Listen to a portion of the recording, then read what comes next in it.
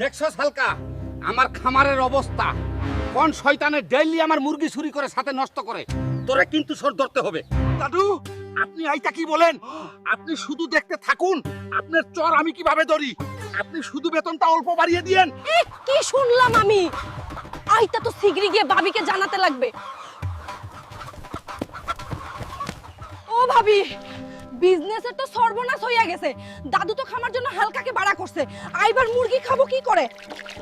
আইবার আমি I dress পরে আমি মুরগি সেজে সর দেখব। দেখি মুরগি সর আজ কিভাবে। সাবস্ক্রাইব করবেন।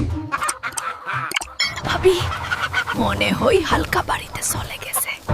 চলুন শিগগিরই আই বড় মুরগিটা নিয়ে সৎকে পড়ি।